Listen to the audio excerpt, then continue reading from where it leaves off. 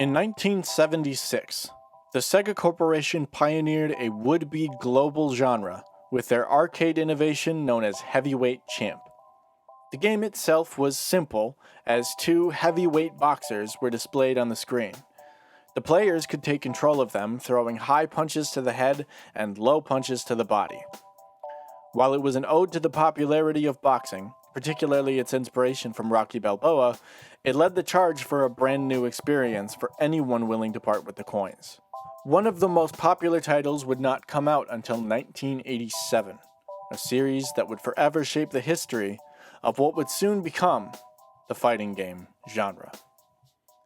That game, released by Japanese publisher Capcom, would be the first in the famed Street Fighter series. While in retrospect, the game is slow, inconsistent, and poorly paced from my amateur perspective, it was the pebble that started a landslide. The first of the big three fighting game franchises would release its second iteration 4 years later, a year before its first major competitor would make its novel debut. In 1992, a new franchise of fighting games that would be controversial from day one came to an arcade near you. Mortal Kombat, while sharing many similarities to Street Fighter, possessed something that Street Fighter never had and still has avoided to this day: graphic violence. Midway Manufacturing released the first of the franchise to massive backlash, as parents and political figures believed violent video games would poison young minds. However, due to its novelty, the franchise sold crazy amounts, leading to its ongoing success to this day. In 1993, alongside the release of Mortal Kombat 2, the fighting game genre was shaken up once again by Sega, releasing the first installment of Virtua Fighter, the world's first 3D fighting game. They engineered a new take on the genre. While this wasn't as controversial as its Midway predecessor, it brought new life and a new style to the scene. While it has been snuffed out in sales and hasn't had a release since Virtua Fighter 5 in 2021, it was still the beginning of 3D fighting games, which were simultaneously more realistic and far more complex. However, this innovation was only a stepping stone for what would become not only the more popular 3D fighting game, but also my personal favorite. In 1994, Namco published the first installment of their newest endeavor. With previous titles of theirs garnering massive success like Rolling Thunder, Dig Dug, and Pac-Man, they decided to try their hand at responding to Sega's Virtua Fighter. The release of Tekken would lead to a surge in popularity for the fighting game genre. All of these titles set in motion what has now become one of the biggest communities in the modern gaming era. From tournaments to streamers to casual players, these games all led the charge for the games we have today. Street Fighter 6 has been out for more than a year. Mortal Kombat released its newest installment in September of 2023, and Tekken 8 released as one of the most popular titles in fighting games ever in January of this year. The community seems to grow with each passing year now that fighting games have passed through the lull of the mid-2010s. With other genres taking people's focus, such as shooters, battle royales, RPGs, and action-adventure titles, the fighting game genre finally has its chance to shine again, as these genres begin to fade from novelty. But there's still an issue, and it's not the game's problem. From a development and publishing standpoint, there needs to be a balance of both keeping older players and enticing new ones. With fighting games in the current day, this becomes ever more difficult. Developers have opted to make control schemes to help newer players be able to execute moves without complicated inputs. This is a great addition, and many pros alongside beginning players would tell you that this helps make the game more accessible and enjoyable. This, however, does not come without its critics. I believe there are decent arguments against this, but most of them are complaints due to losing and misplaced beliefs in why. As more players join the community, inevitably some will be more opinionated than others. Many of those groups will come from longer-term, dedicated fans of these franchises. Of course, there is nothing wrong with a player being a fan of older titles more than new ones, but many of them will find something about the game to dislike and only see that part of it. And yes, I am starting the OK Boomer part of this video and this series. One of the worst forms of this opinionated behavior comes from those older players who don't want their game to be beginner-friendly, making complaints about those easier control schemes. Street Fighter VI added the modern scheme, one that turns what is essentially an 8-button fighter into a 6-button fighter, and removes the need for complicated inputs. This should have been welcomed by players, and some influential streamers, such as Maximilian Dude, have even refuted the opposing viewpoint, saying, I boil down into the argument that, I'm fine with it if people are just playing the game. I've been beaten by people using modern controls in Diamond. I don't give a shit. It wasn't the modern controls that made them good, dude. They outzoned me. They played proper spacing and footsies. They teched my throws. They DI'd my ass in the corner. There's plenty of other things that fucked me up in that round outside of them using modern controls. I believe what Max was trying to convey here was skill issue. And the skill issue in question isn't losing, because that's just going to happen no matter what. The skill issue is more your discipline to admit you were bested by someone. Egos are hard to maintain as well as control, but as someone who has been trying my best to stifle said ego, I invite others to make the effort as well. I too have complained about modern controls, but looking back, there was no point. Not everyone is as dedicated to learning complex inputs, combos, and game plans as I am. In fact, it was Max's thought that changed my stance on modern controls, and many pros have backed this up. What really makes a good player isn't only executing harder moves, but when they choose to execute them. One of the most frustrating opponents I've ever fought was a modern JP player.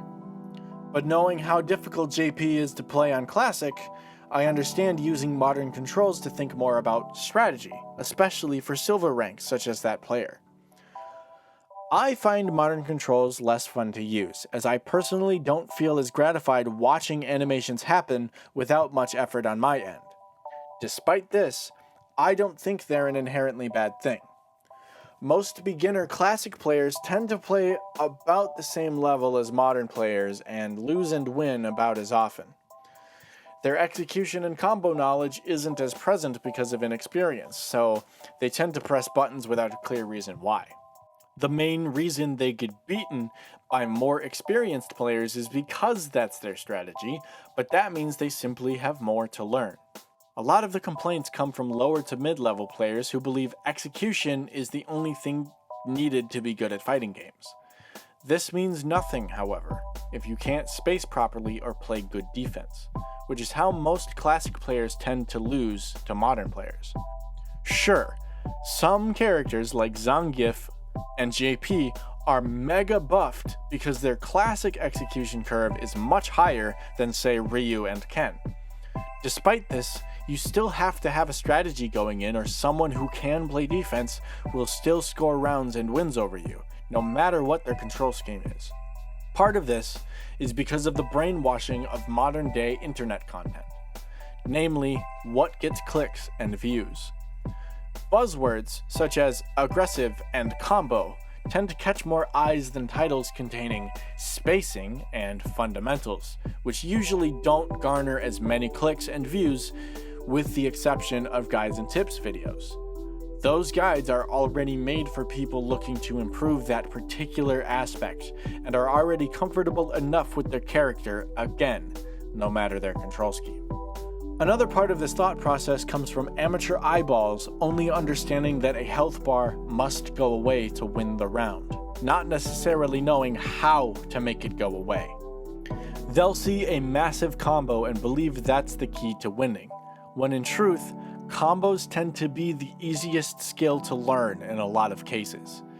Getting into the combos is what's important, since hiding which option you're looking to use behind pokes and strings is what makes launchers useful. I believe that it's important to understand that combos aren't the only things that create offense, which was my biggest problem trying to learn fighting games. Pokes, strings, spacing, punishes, game plan, matchup knowledge, and other important fundamentals can assist in turning a health bar from 100 to 0. I will be making an episode later in this series expanding on my growth as a fighting game player, so stay tuned for my point of view on what's important and what isn't. I will also be making a fighting games dictionary to help newer players understand what in the world people are talking about when they're talking about frame data, punishes, matchup knowledge, pokes. All of that stuff will be covered in that video, so please stay tuned. Another example is Tekken, usually described as one of the most difficult fighting games ever developed. The developers in Tekken 8 decided to add the special style feature to the game to introduce newer players to it and give them an introductory way to execute moves. They also made massive strides in how the move list is displayed and organized, added tutorials, and made the mechanics easier to learn. Many people, including myself, were a bit skeptical of the Special Style Edition because many of us chased the thrill of the execution and being able to pull off the insane combos available in Tekken. Seeing the backlash Street Fighter VI received after their easier controls also brought me to question whether it was a good choice from a publicity standpoint.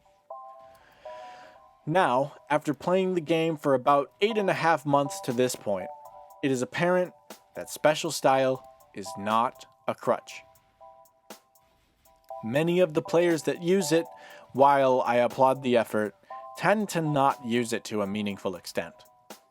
It can be frustrating if you can't figure out how to beat it, but that is your problem, and not the problem of the person outplaying you. And unlike the modern control scheme in SF6, there is a pop-out on the side that notifies you not only that they are using it, but also displays what the player is inputting, making it easy to react depending on the moves and the fact that they are most often the same. That leads to the conclusion that it isn't game-breaking.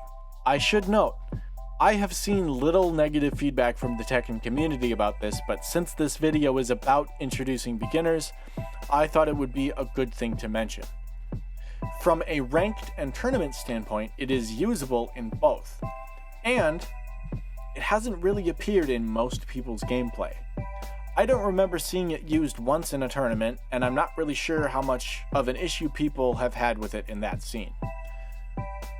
It essentially cripples your ability to do mix-ups by giving it away what you're doing in exchange for easy inputs. I still sometimes lose to people using it, but that's mostly due to me not playing my best because I don't expect it to be used. While I probably don't display my true place in the ranked ladder, since I don't play online too much, I tend to run into more players using Special Style in the lower ranks I play at. They are not unbeatable, but they can be a bit annoying. Again, that's an issue for my ego and not the issue of the player using it. However, since Tekken 8 wasn't my first game, I already had a decent feel for how the game worked.